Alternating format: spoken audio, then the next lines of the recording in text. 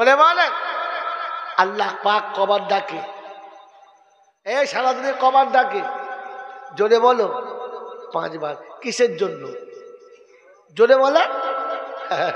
বোকা বলে নামাজের জন্য, বুদ্ধিমানরা বলে না। আল্লাহ 5 বার ডাকে কেন বলেন তো বাবা? কেন? আল্লাহ চায় একটু আমার সঙ্গে তোমার ভালোবাসা হোক। সেই কখন রাতে শুয়েছিস আর আসিস নাই, একটু সকালে আয় না, একটু দেখা করি। তোকে কত চ্যালেঞ্জ করে আমি বানিয়েছি কষ্ট করে, আয় না, আয় একটু দেখা করে দুটো কথা বলে যাই। আল্লাহ রাসূল বলেন মুসাল্লি ইউনাজি রাব্বাহ, মুসাল্লি আসলে আল্লাহর সঙ্গে কথা বলে। আল্লাহ মুসল্লির সঙ্গে কি বলে? কথা বলে। আল্লাহ পাক চাইছে, আল্লাহ পাক শোনাচ্ছে, আয় না। সে কখন গেলি, তোর সঙ্গে কথা হয় নাই, একটু সকালে আয়, সকাল সকাল একটু দেখা করি। মনে আছে? মনে আছে হয়তো মুসা আলা নবীনা আলাইহিসসালাম আল্লাহকে জিজ্ঞাসা করছে, আল্লাহ আচ্ছা আমি তোর সাথে কথা বলি, তুই আমার সাথে কথা বলিস, তুই শুনতে পাস আমি শুনতে পাই, এরকম কারোর সুযোগ হবে? তো বলছে কি বলিস রে মুসা, কি উল্টো পাল্টা বকিস? তোর সঙ্গে কথা বলি 4টে শর্তে। কটা শর্তে? 1 নম্বর তুর পাহাড়ে ছাড়া বলি না। 2 নম্বর টাইম বেঁধে কথা বলি, বেটাইম বলি না। 3 নম্বর বিষয় বেঁধে কথা বলি, বিষয়ের বাইরে বলি না। 4 নম্বর পর্দার ওপারে থেকে এপারে কথা বলি, পর্দা উড়াই না, পর্দা তুলি না। আর জানিস পর্দা কটা? বলে কটা? 70,000 পর্দার এপারে আমি, ওপারে তুই। কটা পর্দা? 70,000। একটা পর্দা থেকে আরেকটা পর্দা কত দূরে? বলে 1 বছরের রাস্তা। এত দূরে তোর সাথে কথা বলি। শোন সায়াতি জামানুন, খুব তাড়াতাড়ি আসছে আমার হাবিবের উম্মত, তাদের সঙ্গে কথা বলবো, কোনো শর্ত থাকবে না, কোনো শর্ত থাকবে না। জায়গা ঠিক থাকবে না, টাইম ঠিক থাকবে না, বিষয় ঠিক থাকবে না, আর পর্দাও থাকবে না।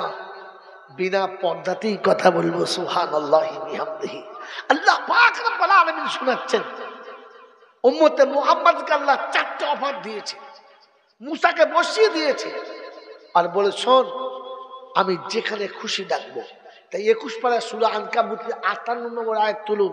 আল্লাহ শোনাচ্ছেন ইয়া ইবাদি আল্লাযীনা আমানু ইন্না আরদি ওয়াসিআতুন ফাইয়া ফাবুদুন। জমিন পবিত্র করেছি, আমার বান্দায় মুমিন যখন যেখানে টাইম হবে সেখানেই পড়ো, আমি আছি। মনে থাকবেন তো আল্লাহ? তো আল্লাহ পাক শোনাচ্ছে সেই যে রাতে গেলি আর দেখা হয় নাই, আয় ফজরে তো নিরিবিলি কথা বলি। এরপরে জোহর হয়ে গেছে, ফের ডেকেছে, সেই সকালবেলা একটুখানি দেখা করে চলে গেলি, আর দেখা করিস না, আয় দুপুরে আয়, একটু ভালো করে কথা বলি। দুপুরে আসে নাই, বলে আসরে আয়, এই তো বিকেল বেলা বেড়াবার সময়, মানুষ কত সুখ সুখে বেড়াচ্ছে, পার্কে যাচ্ছে, বন্ধু বান্ধব নিয়ে ঘুরতে যাচ্ছে, আয় একটু আমার সঙ্গে একটু বস। আসরেও হলো না, তো বললে মাগরিব হয়েছে, অন্ধকার হয়েছে, আয় না। এই সময় তো নিরিবিলি কথা বলার সময়, কেউ দেখবে না, আয়। এরপরেও গেল না, তো ডাকছে আল্লাহ আয়, এসা হয়ে গেছে, একটু বাদেই তো শুয়ে পড়বি, কাল সকালে উঠলে তবে তো দেখা করবি। উঠলে তো সকাল, আর না উঠলে একেবারে ইন্তেকাল। তুই বল না, বল না, আমার সঙ্গে দেখা করে যা।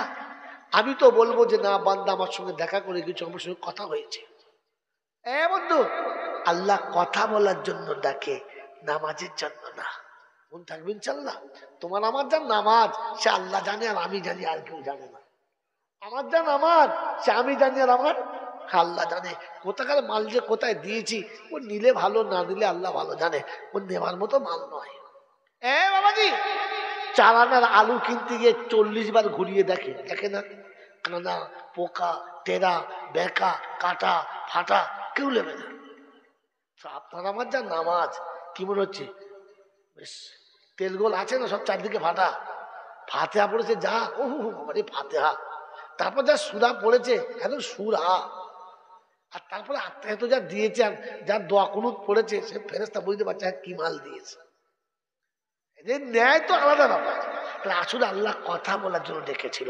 আর সব থেকে মজার জিনিস বলে দেবো, আল্লাহ বান্দাকে 5 বার নামাজের জন্য না, আল্লাহ রাসূল বলেছেন মিফতাহুল জান্নাতি আসসালাহ, আল্লাহ পাক বলে এশার নামাজ পড়ে যখন যাবি তখন আমি তোকে দেবো তোর হাতে জান্নাতের চাবি।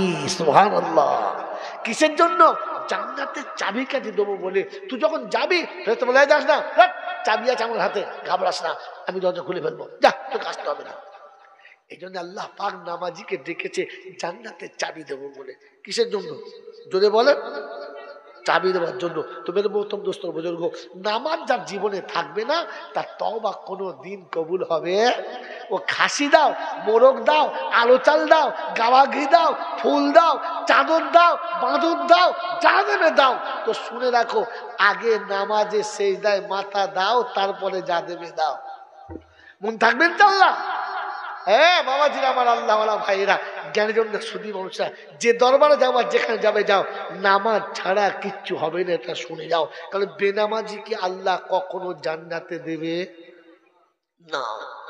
এই জন্য তওবা যে করবেন আপনি, নামাজি শর্ত, বেনামাজি তওবা কবুল হবে না। আর একটা হলো নামাজ পড়ো, ওয়াকিমুস সালাহ মানে নামাজ পড়ো। আর দ্বিতীয় মানে হচ্ছে আমি আল্লাহ যে মাথা আমার পায়ে নামিয়েছো এখান থেকে আর কোথাও নামাবে না, এটা কথা দাও। আল্লাহর ঘরেও সেজদা করবে, আবার কবর জায়গায় গিয়েও সেজদা করবে। জুমার নামাজ পড়ে বাড়ি যাবে আর 2 টাকার কয়েন একটা কবরে ফেলে দিয়ে বলবে বাবা একটু খবর দেখো, একটু খেয়াল রেখো। ফেরেশতা বলছে আল্লাহ তাকিয়ে দেখো, তোমাকে বিশ্বাস করে না, কবরে বিশ্বাস করে। খোদা বলছে বাঁদরকে তেড়ে দে, দূর করে দে, মুশরিকের খাতায় নাম তুলে দে, মুসলমানের খাতায় তুলিস না। হে বাবাজিরা আমার, আল্লাহওয়ালা ভাইরা, এই জন্য শুনে রেখে দেন, ওয়াকিমুস সালাহ দুটো মানে, 1 নম্বর মানে হচ্ছে নামাজ পড়ো, আর 2 নম্বর মানে হচ্ছে আমি আল্লাহ ছাড়া অন্য কাউকে সেজদা করা ছাড়ো। মনে থাকবেন আল্লাহ? তাহলে প্রথম কাজ তওবা। দ্বিতীয় কাজ হলো ওয়াতুজ যাকাত, মালের যাকাত দাও। কি দাও বলো, জোরে বলো। যাকাত দাও। মালের যাকাত না দিলে ওই মালটা খাওয়া কি হারাম। জোরে বলেন, ওই মালটা খাওয়া হারাম। তাহলে বুঝে দেখেন, হারাম করে তওবা কবুল, হারাম করে তওবা কবুল, হারাম করে তওবা কবুল। এবারে চ্যাপ্টারটা মিলিয়ে নেন বন্ধু, আপনার আমার তওবা আল্লাহর কাছে যাবে কিনা। হারাম খেলে তওবা কবুল হবে না। মালিকের ফাঁকি দিয়ে কাজ করে পয়সা দিলে পয়সাটা কি হারাম। গরিবকে ঠকিয়ে পয়সা কম দিলে এটা কি হারাম। বাবাজি, শ্বশুর বাড়িতে 15 টাকা নিলে এটা কি, যদি বলেন হারাম। বাবাজি, সুদের টাকা কি, লটারির টাকা, জুয়ার টাকা, মদ খাওয়া, গাঁজা খাওয়া, জোরে বলেন, পর নারীর দিকে তাকানো হারাম। এতগুলো হারাম থাকলে তো তওবা করা আরাম। বলো বলো।